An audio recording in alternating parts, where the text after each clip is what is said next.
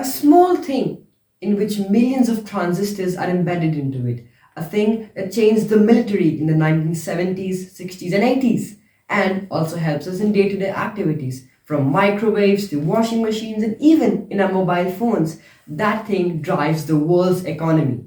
Do you know what that is?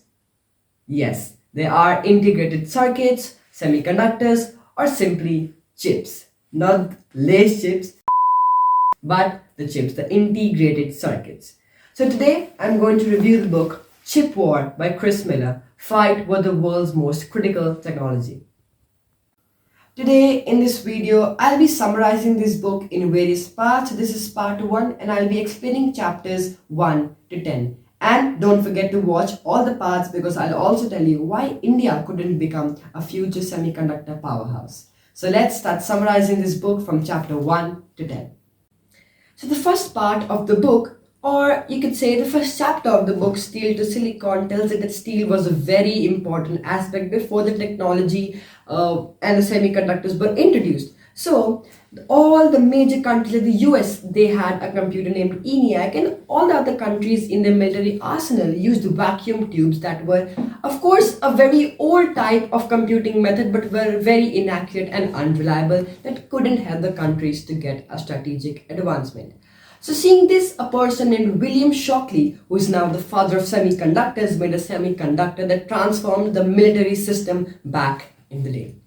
And the first few chapters also introduces us to people like Akio Morita, Morris Chang, Bob Noyce, which later are a very major part of the book because they are the pioneers of semiconductors.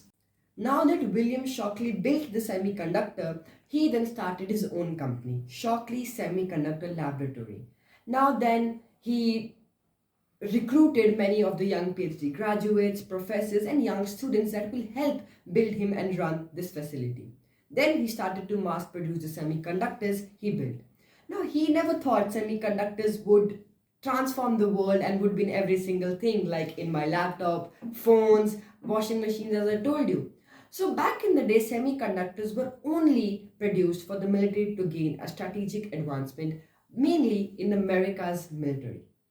Then after a few years, when Shockley Semiconductors Laboratory was gaining popularity, 8 employees left the Shockley Semiconductor Laboratory, and they are known as the group of Traitorous 8. The leader of this group, or the most popular person, the pioneer of semiconductors in this group, is Bob Noyce, and one more important person is Gordon Moore, who created the Moore's Law, which is still very important in manufacturing semiconductors till this date. So the main people are Gordon Moore and Bob Noyce and other 6 people too. Now, these people left Shockley Laboratory and then founded their own, one of the biggest and the most influential semiconductor manufacturers, Fairchild Semiconductor. And one more person was in the Traitorous 8, Eugene Kleiner, which was also a very big personality.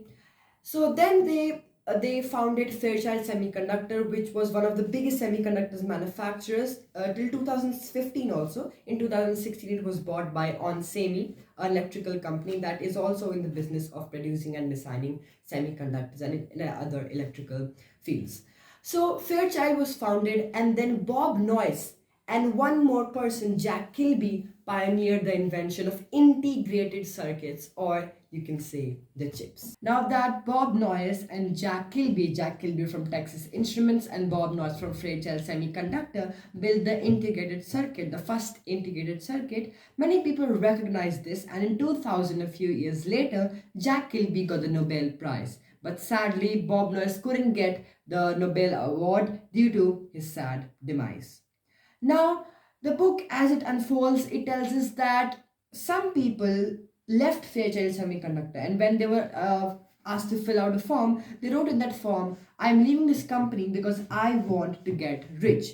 Now, after people reviewed this, many of the employees who were leaving Fairchild and other firms were writing the same thing but in different ways. They thought that we should now globalize chips. So that is why Fairchild Semiconductor and other semiconductor firms started going into the civil market and started processing and manufacturing goods for the sector where people could buy the goods or the semiconductor products from them.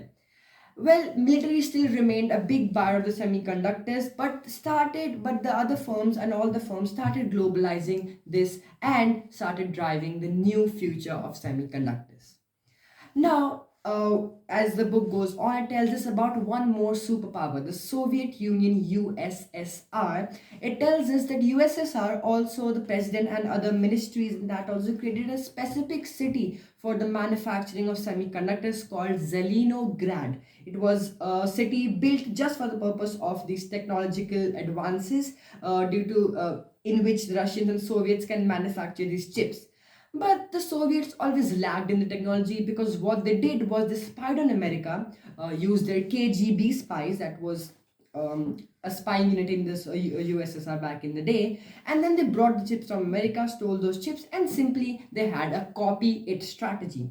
Now they always lagged behind because when they copied it, the Americans would always be on another frontier of semiconductor manufacturing.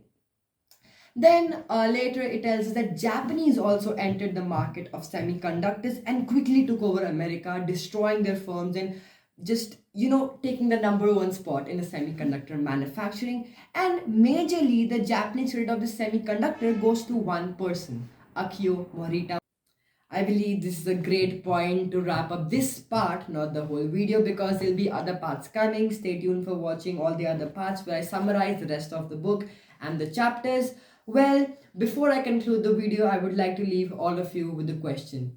What is the name of the company that produces the lithography machines which are important and crucial for semiconductor manufacturing in today's era? So let me know in the comments and stay tuned for part 2, and always stay tuned for all the parts because I'll tell you why India couldn't become a semiconductor powerhouse. Bye bye, see you in my next video. Akshit.manhotra signing off.